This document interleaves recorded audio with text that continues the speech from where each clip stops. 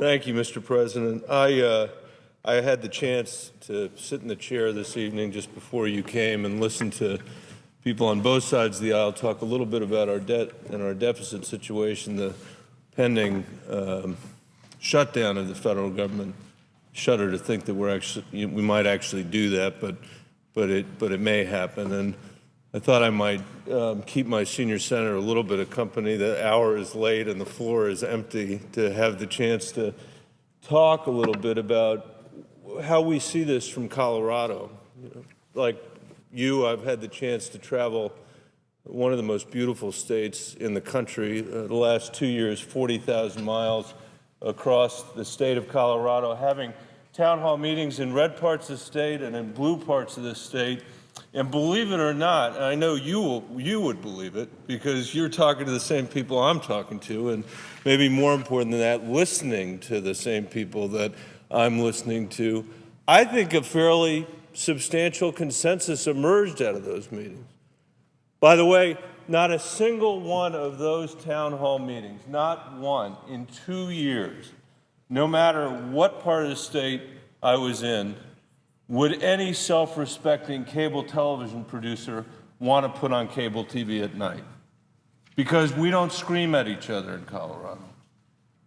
We have our differences, we have our disagreements. We have a lot of shared values, though, whether we're Democrats or Republicans, Tea Party members, independents. We're about a third Republican, a third Democratic, a third independent. And that consensus that emerged from these meetings on our debt and our deficit was straightforward. Three-part test for people in Colorado. The first was they want us to come up with a comprehensive solution that materially addresses the fiscal challenges this country faces. They don't want a bunch of gimmicks.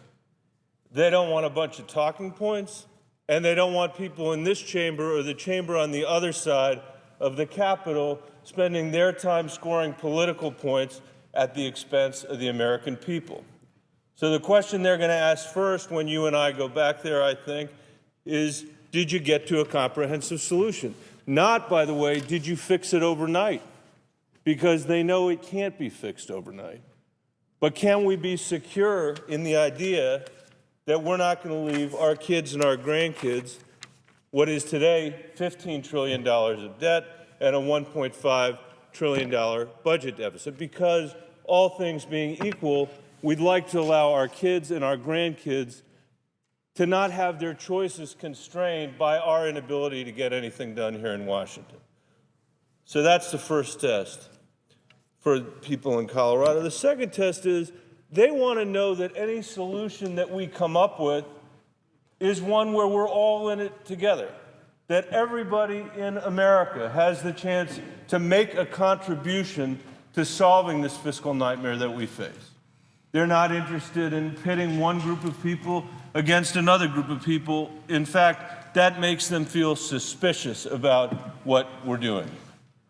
They want to know that we're all in it together, which brings me to the third common sense Colorado point of view on this issue, which is they would like this. In fact, they'll insist that the solution be a bipartisan solution because they don't have confidence in one party's ideas on this question. That's a lucky thing because we have a Republican-controlled House and we have a Democratic-controlled Senate, and the president's a Democrat. We can't solve this problem in these times without it being a bipartisan solution. That's it. If I can go home and say, we materially addressed the problem, we're all in it together, and it was a bipartisan solution, I think people would say, you guys have finally done something. We feel patriotic, like we've done something useful for our kids. Now, as the presiding officer knows, there are people all over our state, local government officials that are Republicans and Democrats that are making really tough decisions about their budgets. And I have an incredible amount of sympathy for what they're dealing with. I had the great fortune earlier in my career to serve as the chief of staff for our now governor, John Hickenlooper, when he was mayor of Denver. When John went into that office and I went in as his chief of staff, we faced a huge budget deficit by Denver's standards. And we had to cut 11% of our expenditures. And we met with people living all throughout the city and county of Denver. We sought their advice. We established a set of priorities. We passed it through a city council. And you know what? Denver lived to fight another day. Our economy grew, and things were pretty good there for a while until this current recession. When I became superintendent of the Denver Public Schools, as the president knows, a district that year after year after year, for almost a decade, maybe even longer than that, was the poster child for cutting every single year. Every year, people in other school districts would say, thank God we're not the Denver Public Schools. Every year, the Denver Public Schools would lose teachers to other districts who could afford to pay them more. And every year, we cut and we cut and we cut as a district. When I became superintendent, one of the cases I made to the school board was, we have profound structural problems in our budget. And instead of approaching the budget in a way that diminishes the academic environment for kids, what we ought to be figuring out how to do is establish a set of priorities and build a public case to deal with the structural problems that existed in our budget. And because of the good work of the school board, I should say, the courageous work of the school board, we were able to get that done. We were able to close schools for the first time in a long time. That's hard work. Those meetings were harder than healthcare town hall meetings, I can tell you that. We were able to deal with the pension liability that our district had. And we were able, year after year, to invest more money, not less, in our schools and in our classrooms. And now, under the current leadership there, who I think are doing an exceptional job, the district no longer is the poster child for anything except fighting hard on behalf of the children in the Denver Public Schools. Now, here's the thing that drives me crazy about what's going on in the conversation we're having now about this shutdown. There is no way that any superintendent of schools in Colorado, or any school board in Colorado, or any city council, or any mayor from the biggest city to the smallest town would show up to work and say, we might close the government 2 weeks from now. It's an option for us that we will not pick up your trash 2 weeks from now. Or plow the streets. We still get snow in Colorado at this time of year. Or plow the streets 2 weeks from now. We're going to close down. It wouldn't occur to anybody working in a local government in our state to say that they were going to do that. You know why? Because people would become unglued, unhinged. They'd say, we hired you to do a job, work it out. We're doing our jobs, or we're looking for jobs. We don't have time to solve these problems. You were hired to do this job. Work it out. Come to an agreement. Don't come home and tell us you're shutting the government down, that you're not going to pick up the trash, that you're not going to plow the snow, that you're not going to educate our kids. The idea that I got in trouble when I closed school for snow once. Turned out to be a great decision because it was one of the worst blizzards we ever had, but it could have gone the other way. Because people rely on us to do the work that we're supposed to do. They have plans. And the idea that at a time when we are fighting wars all across this globe, at a time when there are governments and countries that are trying to seek an economic advantage over the United States of America in a global economy that has shrunk the way ours has shrunk, that we would say to ourselves, we're going to pause. We can't even keep the government open in this democracy. I think would reflect terribly, not on the American people and not on our democracy, but on this institution of government. There's a reason why we are in the basement as an institution in terms of polling. Why should people have confidence in an institution that can't actually even keep running in the short term? And I think it's important, based on the conversation I heard tonight here on both sides of the aisle, for the American people to understand that this debate about this government shutdown is not a debate about our deficit and our debt. Not really. It's been about scoring political points. And what I want to say is this, just as one member of this body, I hope and I would encourage the leadership of both sides of the aisle here, the leadership in the House, our president, to find a way to work it out and to make sure that we keep this government open. I think closing it sends entirely the wrong message, and I know that there are people on both sides of the aisle here that believe that. And I hope people do absolutely everything they can do between now and the end of this week to make sure that we send a message that we are not as dysfunctional as we appear to be. Because I think this place ought to meet the standard that people at the local level of government are held to in our state. No business would say, I don't know, maybe we'll close for 2 weeks or close for a month.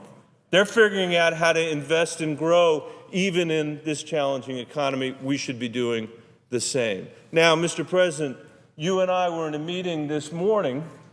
We started the day at 8 o'clock in the morning with 33 senators, Republicans and Democrats, who came together to hear some very thoughtful observations about how important it is that we come to a comprehensive solution to deal with our deficit and to deal with our debt. Heard an important presentation about how there's no silver bullet here. There's no easy way to solve any of this. But perhaps the least painful way to think about it is with the most comprehensive plan, which, by the way, is the intuition of people in Colorado, as I said earlier today. It gave me great confidence that there were a bunch of Republicans and a bunch of Democrats in a room listening to this message and willing, I think, to work together in a bipartisan way. I was very fortunate to have drafted a letter that Mike Johans co-signed with me from Nebraska, a Republican, that called on the president to engage after this period that we're having a discussion about right now, with closing the government or keeping it open or whatever it is we're going to do, asking the president to engage in a conversation that is comprehensive, that says, you know what, we know this is going to involve cuts to discretionary spending, both domestic and military. We know this is going to involve reform of our entitlements. We know that it's going to involve reform of our tax code as well. Senator Coach from Indiana was out here today with a lot of common sense around how our tax code doesn't drive innovation, and competition, and growth, and he's right about that. There's a lot of work to be done here, and I have every confidence that it can happen. That letter that we wrote turned out to have 64 signatures on it. 64 people signed that letter. That's more than the 60 that are required to pass a piece of legislation. That's a majority of the Democrats in the Senate. It's a majority of the Republicans in the Senate. And I know it's just a letter, but it reflects what I believe to be true about what people in this body believe, which is that we can solve this issue. We can solve this problem, but we're only going to be able to do it if we do it together.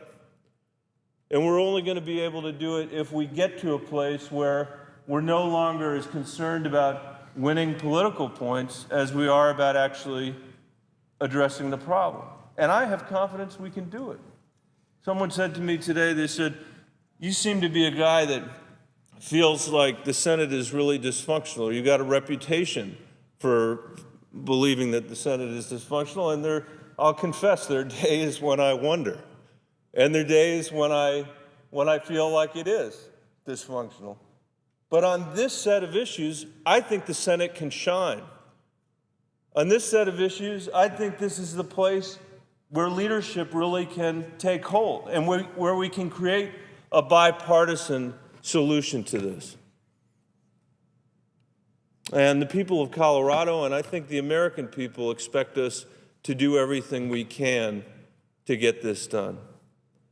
So there are two conversations going on simultaneously, and I thought it was just important to point out that one is about the very, very short-term issue of what we're going to do with this continuing budget. By the way, no one in Colorado would stand for the idea that you don't pass a budget in the year that you're in, but that's another Washington cultural artifact that we ought to get rid of. But that's distinct from the comprehensive discussion we need to have around here on our deficit and our debt. And, you know, at the end of the two-year discussion that I was having and the beginning of a new discussion now with Colorado, it became pretty straightforward what people want, not just on the debt and deficit, but other things that they're concerned about, that we ought to be turning our attention to here, instead of having this back and forth about whether we're going to keep the government open. It ought to be assumed that we're going to keep the government open. We just came off the first decade in the country's history, in our history, when median family income fell. It was lower at the end of the decade than it was at the beginning of the decade. It's never been true before in the United States. For families in Colorado, that means that they're actually earning less at the end of the decade than they were at the beginning. But their cost of higher education has gone up by more than 40%. Their cost of health care has gone up by more than 100% over that period of time. We've created no net new jobs in the United States or in Colorado since 1998. People would like to see that turned around. People would like to see us working together on a tax code that drives innovation, to make sure that we don't have regulations that unnecessarily stifle economic growth. They'd like to see that. They'd like us to break our reliance on foreign oil from the Persian Gulf. Even before what's happened in the Middle East and in Libya occurred in the last month or so, even before that, people were saying to me, Michael, we don't think it makes much sense for us to be buying oil from the Persian Gulf. We don't understand why we have an energy policy that requires us to ship billions of dollars a week to the Persian Gulf to buy oil when we could be investing that money developing our energy resources here in the United States. That's work we could be doing together in a bipartisan way. And as the President knows, I have a passion for public education, as do the people that are living in Colorado, and they know we're not getting the job done there either. We have before us the reauthorization of No Child Left Behind, but we somehow can't move that forward. And teachers and kids and principals and moms and dads all over our state are expecting us to get that work done. We have to find a way to educate our kids for the 21st century economy that hopefully we will build for them. And we're not getting the job done. As I said on the floor the other day, if you look at this question from the perspective of poor children living in our home state of Colorado or all across the United States of America, and if you think about this room that we're in right now and the fact that there are 100 desks that don't belong, I guess, to 100 senators because they belong to the American people, but where 100 senators sit and work, if these desks reflected the odds of poor children living in our country succeeding educationally, things would look pretty grim in here. 42 out of the 100 chairs in this place would be occupied by a child living in poverty. 42. By the time our children in poverty got to the 8th grade, only 16 kids would be reading at grade level. That's 4 and 4. That's about 16 deaths. The entire rest of this Senate chamber would be full of children that couldn't read at grade level in the 8th grade today, in the 21st century, in the United States of America.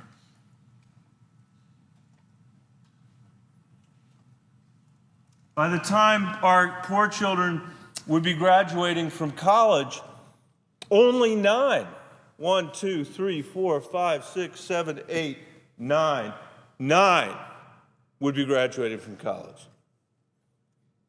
These 2 rows in that chair right there. The entire rest of this chamber would have no college degree.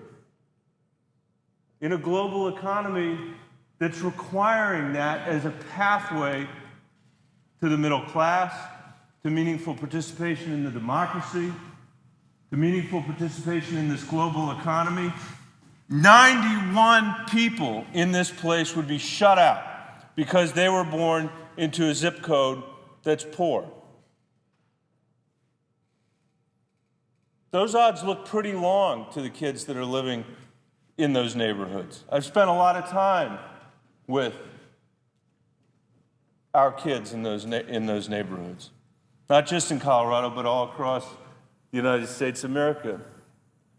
They think we've already made a promise to them, that they live in a land of opportunity that is going to reward their hard work, and that if they stick with it, they're going to end up with a college degree. That's what they believe. We may have made that promise, but we certainly haven't followed through on that commitment. And why should that matter to us? Some people look at that and say, well, someone else's problem. I don't need to worry about it. McKinsey has done a study that shows us that the effect of those outcomes is to create a permanent recession on the United States. The effect of that dropout rate creates a permanent recession on the United States that actually is about the same as the recession that we just went through. Which means that if you are concerned with economic growth in the United States, you need to concern yourself with the educational outcomes that our kids in poverty are facing. If you're concerned with income inequality in the United States, you need to be concerned with the outcomes that I just described. You know, last year, the top 1% of income earners in this country earned 23% of the income, almost a quarter of the income. The last time that was true was 1928. Now, that doesn't lead me to conclude that somehow we should redistribute it, but it does lead me to conclude that we ought to fix our education system so that more people have the chance to put themselves and their families into the middle class. We can't afford in this country to repeat the decade that we just went through. We can't afford to have an economy where median income is falling. We can't afford to have an economy that's not creating jobs. We can't afford to carry a debt and deficit burden that at some point the capital markets are going to look at and say, we're not financing you anymore. And we can't afford to fail to educate children in this country just because they're poor. I also think we can't afford to have an energy policy that commits us to a dependence on oil in the Persian Gulf. I think the people in Colorado and across this country are expecting us to do our jobs just as they are doing their job. And so I say again, I hope the leadership of both parties, working in good faith, can keep this government open. And I hope that we can move on to a broader and more comprehensive conversation around debt, around deficit, around our economy, and around the education of our kids. I see that the majority leader has arrived, and I will yield the floor. Mr. President, I appreciate your attention.